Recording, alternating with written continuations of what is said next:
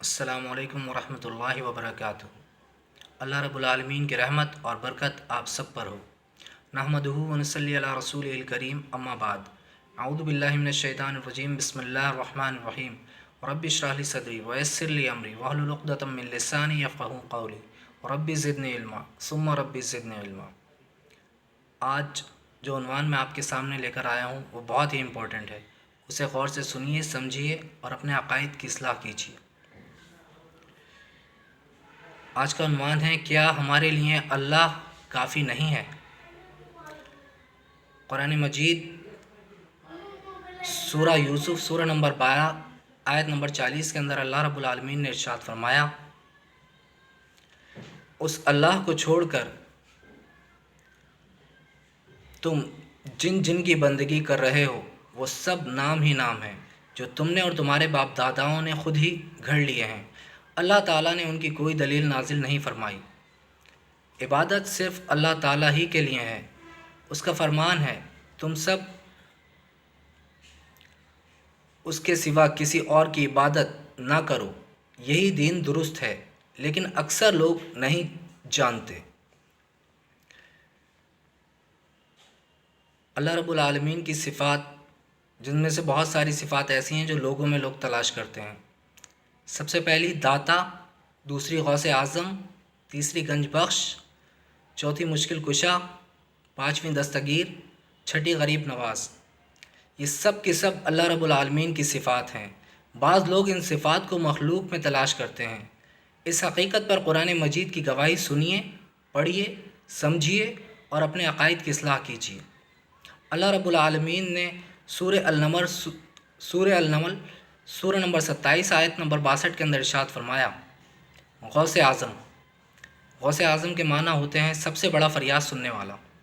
अल्लाह रब्बुल आलमीन ने इरशाद फरमाया, कौन है जो बेकरार की दुआ को सुनता है जबकि वो उसे पुकारे, और कौन उसकी तकलीफ़ को दूर करता है, और कौन है जो तुम्हें ज़मीन का खलीफा बनाता है। क्या अल्लाह ताला के साथ कोई और इलाह भी है। दूसरा नंबर मुश्किल कुशा, तमाम मुश्किलें हल करने वाला।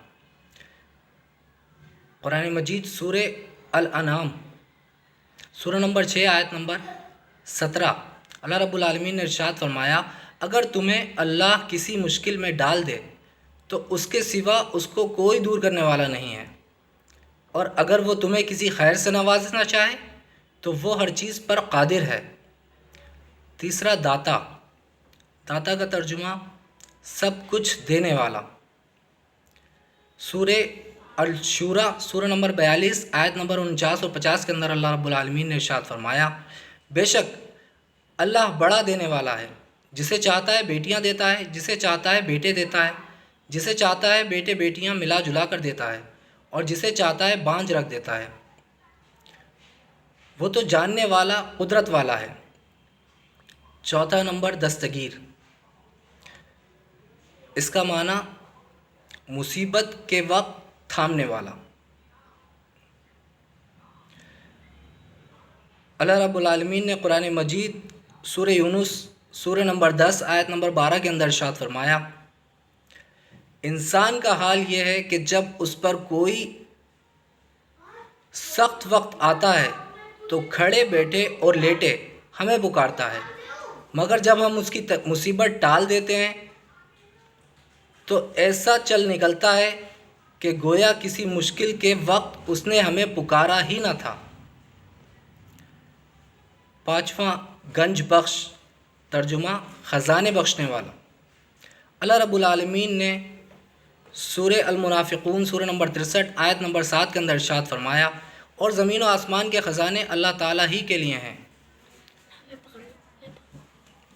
सूरह आले इमरान सूरह नंबर 3 आयत नंबर 37 के अंदर इरशाद फरमाया, अल्लाह ताला जिसे चाहे बेहिसाब रिज़्क़ देता है। छठा गरीब नवाज़, सूरह अल-फ़ातिर सूरह नंबर 35 आयत नंबर 15 के अंदर अल्लाह रब्बुल आलमीन ने इरशाद फरमाया, ए लोगो, तुम सब अल्लाह के दर के फ़कीर हो और अल्लाह तो गनी और हमीद है। ये सारी आयतें कुरान मजीद से मैंने आपके सामने पेश की हैं। अल्लाह रब्बुल आलमीन ने आगे इरशाद फरमाया, قرآن مجید سورہ الحج سورہ نمبر 22 آیت نمبر 7 کے اندر لوگوں نے اللہ تعالیٰ کی قدر نہ کی جیسے اس کی قدر کرنے کا حق ہے. یہ اللہ رب العالمین ہم سے ارشاد فرما رہا ہے کہ لوگوں نے اللہ تعالیٰ کی قدر نہ کی جیسے کہ اللہ تعالیٰ کی قدر کرنے کا حق ہے.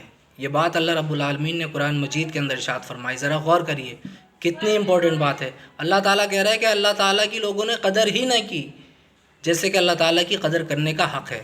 تو میرے بھائیوں، میرے دوستوں، ذرا غور و فکر کریے، قرآن مجید کو سمجھ کر پڑھیے، ترجمے سے پڑھیے. یہ بہت ضروری ہے. اگر آپ چاہتے ہیں کہ آخرت میں کامیاب ہو جائیں تو قرآن مجید کو سمجھ کر پڑھیے، اسے ترجمے سے پڑھیے. اگر نہیں آتا ہے تو سیکھیے، یہ بہت ضروری ہے. جب تک آپ اس کو صحیح طریقے سے سمجھ کر نہیں پڑھیں گے آپ اس پر صحیح طریقے سے عمل نہیں کر سکتے، اور آپ پہچان بھی نہیں سکتے کہ کون صحیح بات کہہ رہا ہے کون غلط بات کہہ رہا ہے. بہت ضروری ہے. اللہ رب العالمین نے آسمان سے کتاب نازل فرمائی اور ہم اس کو ایسی طاقوں میں سجا کے رکھ دیں، یہ ہماری کوتاہی ہے، غلطی ہے. اور اللہ کے رسول آخرت کے دن، قیامت کے دن اللہ تعالیٰ سے شکایت کریں گے کہ میری امت نے اللہ رب العالمین قرآن کو پیچھے ڈال دیا تھا. قرآن مجید کی گواہی سے معلوم ہوا کہ اسباب کے بغیر داتا، مشکل کشا اور دستگیر، غریب نواز اور غوث اعظم صرف اور صرف اللہ رب العالمین کی ذات ہے. لہٰذا جب بھی دعا مانگیں یا مدد کے لیے غائبانہ دعا کریں تو صرف اللہ رب العالمین کی طرف رجوع کریں. میرے بھائیوں، میری آپ سے درخواست ہے کہ اللہ رب العالمین کا کلام قرآن مجید جو اللہ رب العالمین نے اپنے آخری نبی حضرت محمد مصطفیٰ صلی اللہ علیہ وسلم پر نازل کیا، اس کی ذرا فکر کیجیے، اس کو سمجھیے، اس کو پڑھیے اور اس پر صحیح طریقے سے عمل کریے. آخر میں اللہ رب العالمین سے دعا ہے اللہ تعالیٰ مجھے بھی اور آپ کو بھی قرآن مجید کو صحیح طریقے سے پڑھنے، سمجھنے، اس پر عمل کرنے کی توفیق عطا فرمائے. یہ قرآن اللہ رب العالمین نے ساری انسانیت کے نازل کیا ہے، نہ کہ کسی خاص قوم کے لیے، نہ کہ صرف مسلمانوں کے لیے، ساری انسانیت کے لیے، سارے جناتوں کے لیے. السلام علیکم ورحمۃ اللہ وبرکاتہ.